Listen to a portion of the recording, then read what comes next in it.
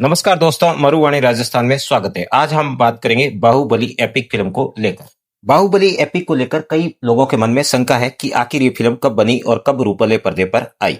तो आपकी ऐसी सारी शंकाओं का समाधान किया जाएगा इस वीडियो में। वीडियो को अंत तक देखें, बीच में स्किप ना करें। वीडियो को शुरू करने से पहले आपसे निवेदन है, अगर आपने अभी तक हमारे चैनल को सब्सक्राइब नहीं किया तो सब्सक्राइब करें और वीडियो को लाइक करना बिल्कुल भी ना भूलें। तो आपको बता दें कि कुछ कहानियां लिखी नहीं जाती है बल्कि कहानियां जन्म लेती है। कुछ नायक बनाए नहीं जाते हैं, वो नीति से ही बनते हैं। और कुछ फिल्में देखी नहीं जाती, उन्हें महसूस किया जाता है। बाहुबली उनमें से एक अमर गाथा है। बाहुबली के अब तक 2 पार्ट्स आ चुके हैं। 2015 में बाहुबली द बिगनिंग आई थी, वहीं 2017 में बाहुबली द कंक्लूजन ने भारतीय सिनेमा जगत में एक नया इतिहास रच दिया था। अब तक के सबसे बड़े कलेक्शन में ये फिल्में शामिल है। भारतीय सिनेमा जगत में 1000 करोड़ का माइलस्टोन हासिल करने वाली फिल्म बाहुबली ही थी, जिसने ये माइलस्टोन पहली बार छू लिया था। बाहुबली की पहले की दोनों फिल्में माहिष्मती साम्राज्य की कथा है, जहां धर्म ही शासन है और न्याय ही शस्त्र है। राजमाता शिवगामिनी का आदेश ही सर्वोपरि होता है। राजमाता शिवगामिनी के आदेश की अवहेलना करने वाले को एक ही दंड मिलता है, जो है मृत्युदंड। राज्य की शक्ति उसकी तलवार में नहीं बल्कि उसके धर्म और शासन में है। जो धर्म की अवहेलना करेगा उसे इस राज्य में कोई स्थान नहीं होता है। राजकुमार बाहुबली के लिए धर्म ही शासन है और वह शिवगामिनी के आदेश की पालना किसी भी हाल में करेगा। वो शिवगामिनी का दास है, धर्म का द्रोही नहीं। शिवगामी के आदेश की पालना तब तक करेगा जब तक उसकी जान में जान है। किंतु ये सारे डायलॉग्स और बातें सुनते हुए आपको ऐसा लग रहा होगा कि ये पुरानी फिल्म है, ना कि कोई नई फिल्म है। तो आपको बता दें कि बाहुबली एपिक वास्तव में पुरानी ही फिल्म है, ये कोई नई फिल्म नहीं है। राजा मौली की वही 2 फिल्मों की कहानी है, जिसमें रिपीट हो रहे एक्शन और तथ्यों को हटा दिया गया है। उसके बाद इस फिल्म को 4 घंटे 10 मिनट जो इंटरवल के साथ है बनाकर भारतीय सिनेमा जगत में एक बार पुनः रिलीज की है। बाहुबली एपिक की कहानी भी वही है। शिवगामी के हाथों में जन्मा एक बालक, जिसे बचाने के लिए मां अपनी जान की बाजी लगा देती है। वो यही पल था जिसमें नीति स्वयं कहती है, ये बालक इतिहास लिखेगा। और बालक इतिहास भी लिखता है पार्ट 2 में। जल की धारा ही बालक के लिए जीवनदायिनी बन जाती है। जल की बहती धाराओं को पार कर वह अपने लक्ष्य को हासिल करने के साथ महादेव को जल अर्पित भी कर देता है। यही कहानी इसी फिल्म में पुनः दिखाई जाएगी, सारे तथ्यों को हटाकर। बाहुबली में देवसेना और बाहुबली के अमर प्रेम की गाथा भी एक बार पुनः सिनेमा हॉल में देखने को मिलेगी, बिना रिपीट एक्शन के और बिना रिपीट तथ्यों के। सम्मान और धर्म का संगम एक बार पुनः सिनेमा जगत में देखने को मिल रहा है, जिसे देखने के लिए लोग उत्साहित ही हो रहे हैं। यही कथा कह रही है बाहुबली एपिक की। बाहुबली में जैसे देवसेना बोलती है, मैं किसी की दासी नहीं, माहिष्मती की राजकुमारी ही। ये फिल्म भी वैसे ही रूपले पर्दे पर राजकुमारी साबित हो रही है। पहले ही दिन इसने 17 करोड़ का कलेक्शन कर सारे रिकॉर्ड को ध्वस्त कर दिया है। अपनी मान मर्यादा और सम्मान के लिए खड़ी देवसेना की भांति ये फिल्म भी रूपले पर्दे पर खड़ी है, जिसने दूसरे दिन भी कई रिकॉर्ड कायम किए हैं। अनुमान लगाए जा रहे हैं कि फिल्म पहले 3 दिन में 100 करोड़ का कलेक्शन पूरा कर लेगी। हर साम्राज्य के भीतर शत्रु होता है, माहिष्मती भी इससे अछूती नहीं थी।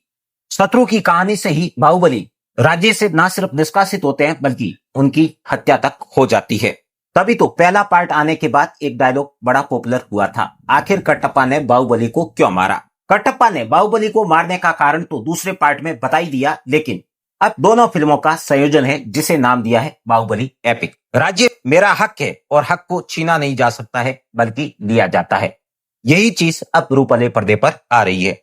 मुझे आदेश दिया गया है और दास कभी आदेश नहीं टालता है, वो आदेश की अवहेलना कर ही नहीं सकता है।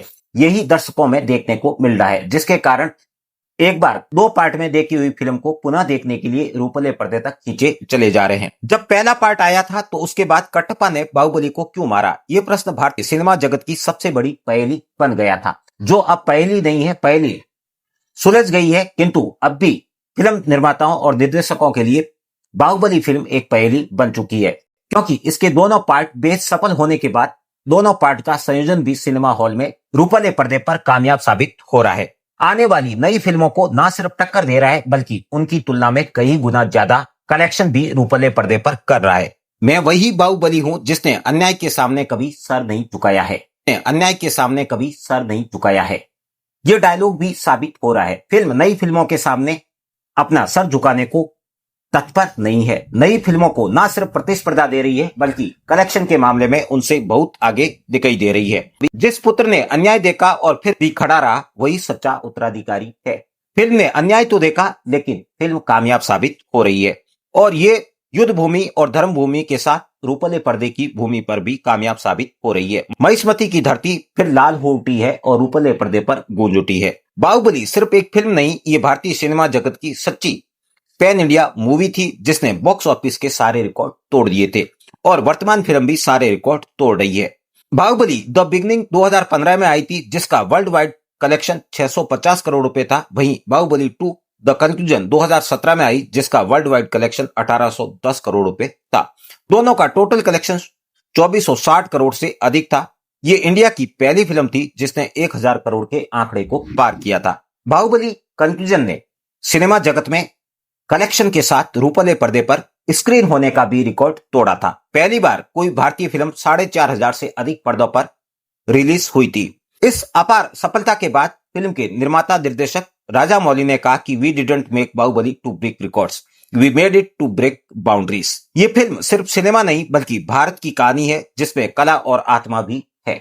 हर युग में एक बाहुबली जन्म लेता है जो अन्याय के खिलाफ खड़ा होता है, जो धर्म का झंडा उठाता है और फिल्म ने भी धर्म का झंडा उठा रखा है। जो धर्म के लिए लड़े वही सच्चा राजा कहलाते हैं। जो लोगों की भावनाओं को अपनी कहानी में समेटे वही सच्ची फिल्म है, जो बाहुबली भी दिखाती है, जिसी के कारण रूपले पर्दे पर कामयाब साबित है। राज्य वही चलेगा जहां न्याय जीवित रहेगा, फिल्म वही चलेगी जहां कहानी में भरपूर रोमांच के साथ दर्शकों को खींचने की शक्ति होगी, जो बाहुबली में स्पष्ट दिखता है। बाहुबली आज भी हर भारतीय के दिल में जिंदा है क्योंकि वो सिर्फ फिल्म नहीं बल्कि हमारे गौरव का प्रतीक है।